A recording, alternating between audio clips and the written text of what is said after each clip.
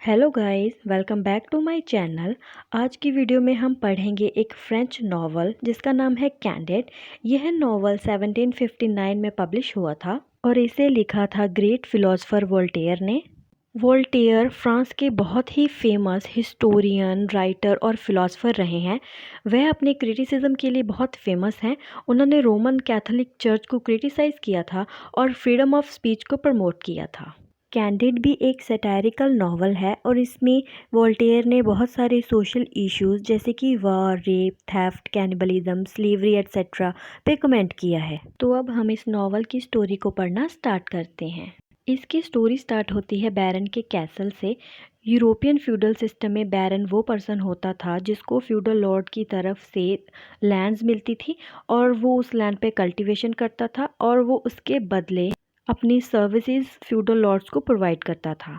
तो बैरन के कैसल में उसका भतीजा रहता है जिसका नाम कैंडिड है।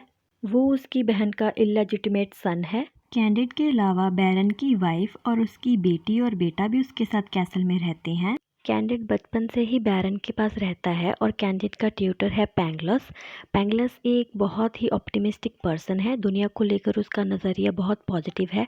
बड़ी से बड़ी मुश्किल में भी वो यह सोचता है कि भगवान जो भी करता है वो अच्छे के लिए करता है और वो उम्मीद को कभी भी नहीं छोड़ता और उसने कैंडिड को भी हमेशा यही बात सिखाई है। बैरन के कैसल में एक मेड भी है जिसका नाम है पैकेट और उसका पैंगलस के साथ एक अफेयर है। पैकेट और पैंगलोस के रोमांटिक रिलेशनशिप को देखकर क्यूनेगॉन जो कि बैरन की डॉटर है और कैंडिड भी एक रोमांटिक रिलेशनशिप में आ जाते हैं। वो दोनों एक दिन किस कर रहे होते हैं कि बैरन उन्हें देख लेता है और वो कैंडिड को अपने घर से निकाल देता है। अब कैंडिड किसी नेबरिंग टाउन में चला जाता है जहाँ पर उसे दो सोल्जर्स मिलते हैं। वो उसकी हेल्प करते हैं लेकिन उसके साथ बहुत स्ट्रिक्टली पेश आते हैं और उसे बहुत ज़्यादा पीटते भी हैं। तो कैंडिड उन्हें छोड़कर चला जाता है। अब जिस भी टाउन या विलेज से वो गुजरता है वहाँ पर वॉर से हुई डिस्ट्रक्शन को वो देखता है और बहुत ज़्यादा सैड हो जाता है। ऐसे ही वो चलते चलते क्रिश्चियन होलैंड में पहुँच जाता है। वहाँ पहुँचकर उसे एक काइंड हार्टेड मैन मिलता है जिसका नाम होता है जैक्स। जैक्स के साथ ही एक बैगर भी होता है। कैंडिड को उस बैगर को देखकर बहुत हैरानी होती है क्योंकि वो बैगर उसका ट्यूटर पैंगलोस होता है। पैंगलोस कैंडिड को बताता है कि कैसे उसके चले जाने के बाद बैरन की पूरी फैमिली को सोल्जर्स ने मार डाला था। वो कैसे भी कर कर बचकर निकल आया है। यह सब कुछ हो जाने के बाद भी पैंगलोस अपनी ऑप्टिमिस्टिक आउटलुक को मेंटेन रखता है। वो अभी भी उनको ये बताता है कि जो भी हुआ है अच्छे के लिए हुआ है, भगवान कुछ भी गलत नहीं करता है। अब वो तीनों किसी दूसरी जगह पर जाने के लिए निकल पड़ते हैं। अब उन्होंने लिस्बन जाना है लेकिन जब वो जा रहे होते हैं तो एक तूफ़ान आ जाता है और उस तूफ़ान की वजह से उनकी शिप पलट जाती है और शिप के पलट जाने से जैक्स की डूबकर मौत हो जाती है। उसके बाद पैंगलोस और कैंडिड लिस्बन पहुंच जाते हैं और वहां पर देखते हैं कि अर्थक्वेक की वजह से लिस्बन पूरी तरह डिस्ट्रॉय हो चुका है और वो अभी इंक्विजिशन के कंट्रोल में है। इंक्विजिशन 12th सेंचुरी में बनी एक ऐसी इंस्टीट्यूशन थी जिसका एम था उन लोगों को ख़त्म करना जो रोमन कैथोलिक चर्च के प्रिंसिपल्स को नहीं मानते थे। ऐसे लोगों को वो हेरेटिक कहते थे। तो अब उन्होंने पैंगलोस को एक हेरेटिक समझकर हैंग कर दिया था और कैंडिड को भी बहुत टॉर्चर किया था। कैंडिड वहाँ से कैसे भी करके बचकर निकल जाता है और उसकी हेल्प एक ओल्ड वुमेन करती हैं। वो ओल्ड वुमेन कैंडिड को बैरन की बेटी क्यूनेगॉन से मिलवाती है। अब क्यूनेगॉन कैंडिड को बताती है कि कैसे बल्गर आर्मी ने उनकी फैमिली को मार डाला, लेकिन उसे उन्होंने मारा नहीं लेकिन एक सेक्स स्लेव बना दिया। अब वो डॉन इसाकर और एक दूसरे पर्सन को अपनी सर्विसेज देती है। जब वो ये सब कैंडिड को बता रही होती है तब क्यूनेगॉन की दोनों ओनर्स वहाँ पर आ जाती हैं और कैंडिड उन दोनों को मार देता है। उनको मारने के बाद वो वहाँ से भाग जाती हैं और साउथ अमेरिका के लिए रवाना हो जाते हैं। उनकी जर्नी में अब ओल्ड वुमेन भी उनके साथ है। वो अपनी स्टोरी बताती है कि वो एक पोप की बेटी है। उसने अपनी लाइफ में बहुत कुछ बियर किया है। उसने रेप, स्लेव, कैनिबलिज्म और बहुत सारी चीज़ों को अपनी लाइफ में फेस किया है। अब वो तीनों बुएनोस एयरेस पहुंच जाते हैं जो कि एक जगह है साउथ अमेरिका में। वहाँ पे क्यूनेगॉन को डॉन फर्नांडो नाम का एक पर्सन मैरिज के लिए प्रपोज करता है। अपने फाइनेंशियल वेलफेयर के बारे में सोचते हुए क्यूनेगॉन कैंडिड का दिल तोड़कर डॉन फर्नांडो को हाँ कर देती है। अब हमें पता है कि कैंडिड 2 मर्डर करके आया था लिस्बन में, तो पुलिस उसे ढूंढ रही है। तो अब वो वहाँ से भी भाग जाता है, लेकिन उसे कंपेनियन मिल जाता है जो कि एक्चुअल में एक सर्वेंट होता है जिसका नाम होता है कैकम्बो। अब कैंडिड और कैकम्बो एक न्यू प्लेस पे पहुँच जाते हैं जहाँ पर उन्हें बैरन का सन यानी कि क्यूनेगॉन का भाई मिलता है। वह उन्हें बताता है कि जब सोल्जर्स ने उनकी फैमिली पर अटैक किया था तो वो किसी तरह से वहाँ से बचकर निकल आया था। उससे मिलकर कैंडिड उसे बताता है कि वो उसकी बहन क्यूनेगॉन से प्यार करता है और उससे मैरिज करना चाहता है, लेकिन वो उसे मना कर देता है। वो कहता है कि सोसाइटी में हमारा रैंक हाई है और मेरी बहन क्यूनेगॉन एक कॉमनर से शादी नहीं करेगी। यह सुनकर कैंडिड को गुस्सा आ जाता है और वो उस पे अपनी तलवार से अटैक कर कर भाग जाता है। अब कैकम्बो और कैंडिड एक न्यू कंट्री में पहुंच जाते हैं जिसका नाम होता है एल्डोरेडो। यह एक बहुत ही ब्यूटीफुल कंट्री है और यहाँ पे डायमंड और इस जैसे और प्रेशियस स्टोन्स का भंडार है। लोगों को इनकी ज़रूरत भी नहीं है क्योंकि सब अपनी लाइफ में बहुत अच्छे से रह रहे हैं।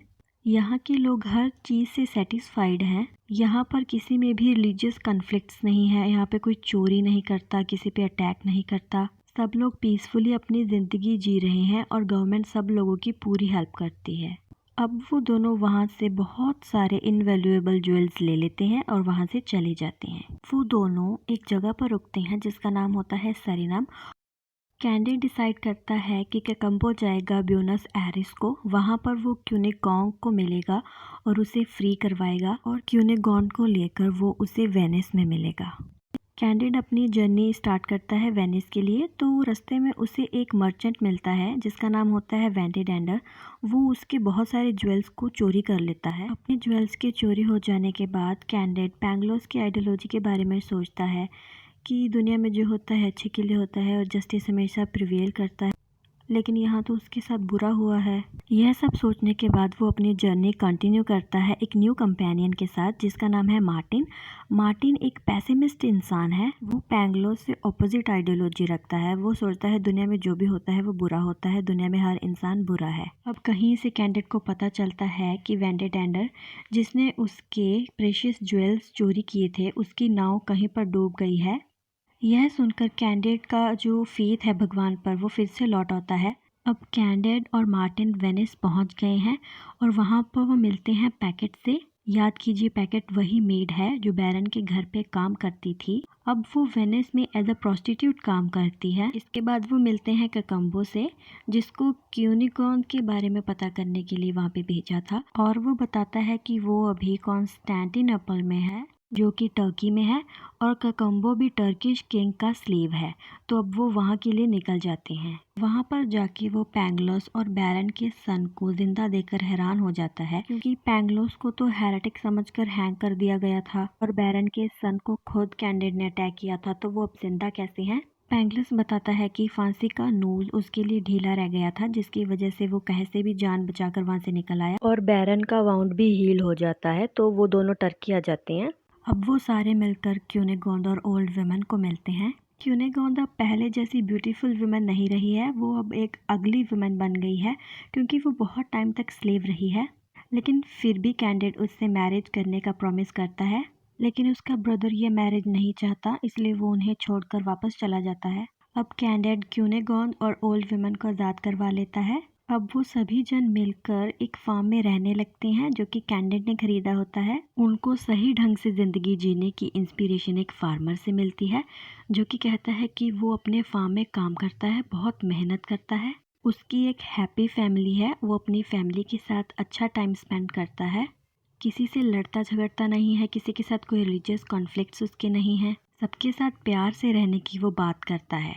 उसकी बात सुनकर कैंडिड और उसकी पार्टी भी बहुत ज़्यादा इन्फ्लुएंस होती है उससे और वो उस फार्मर की तरह हार्ड वर्किंग लाइफ जीने का प्रॉमिस करते हैं जिसमें वो किसी के साथ भी लड़ाई झगड़ा नहीं करेंगे, कोई भी बुरी आदतें नहीं पालेंगे और हमेशा सबकी हेल्प करेंगे। तो गाइस, यहाँ होती है हमारी नॉवल की स्टोरी ख़त्म। आई होप आपको इसकी स्टोरी अच्छे से समझ आ गई होगी।